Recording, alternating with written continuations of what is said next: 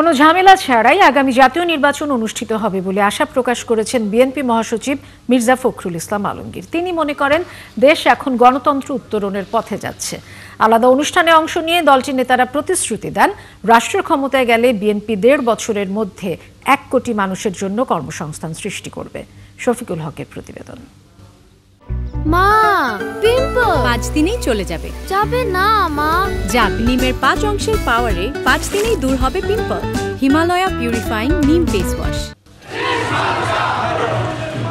নির্বাচন অনুষ্ঠানের পথে হাঁটছে দেশ। চূড়ান্ত ঘোষণা না এলেও ব্যস্ত সময় পার করছেন দল মনোনীত প্রার্থীরা।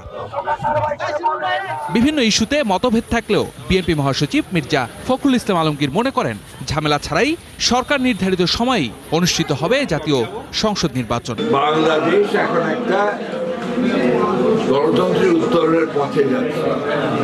ইতিমধ্যে অন্তর্বর্তীকালীন সরকার নির্বাচনের সম্ভাব্য সময় ঘোষণা করেছে এবং বেশিরভাগ রাজনৈতিক দল তাদের ক্যান্ডিডেট ঘোষণা করেছে এবং দেশে নির্বাচনের একটা আবহাওয়া সৃষ্টি হয়েছে।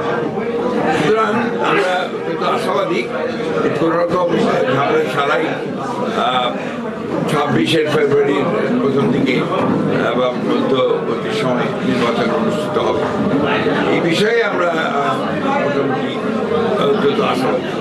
নিজ জেলা ঠাকুরগাঁওয়ে আইনজীবীদের সঙ্গে এক মতবিনিময়ে অংশ নিয়ে বিএনপি মহাসচিব বলেন, নির্বাচন ব্যাহত হওয়ার মতো কোনো পরিস্থিতি দেখছেন না তিনি। আইনগত পরিস্থিতির বিষয়ে আমি মনে করি যে যথেষ্ট উপযোগী আছে, ভালো আছে, কারণ এখন আর এমন কোনো পরিস্থিতি নাই যেখানে আপনার নির্বাচন ব্যাহত হবে।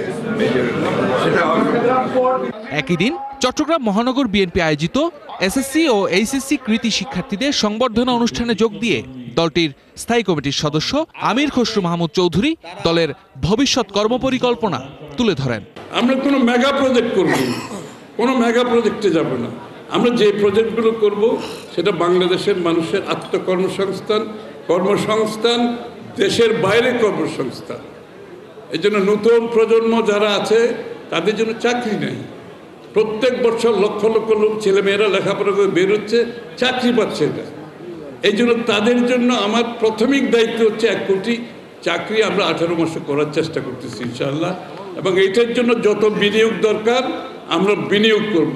রাষ্ট্র ক্ষমতায় গেলে প্রযুক্তি ও স্বাস্থ্য খাতেও ব্যাপক উন্নয়ন করা হবে বলে জানান দলটির এই নীতি নির্ধারণীর সদস্য।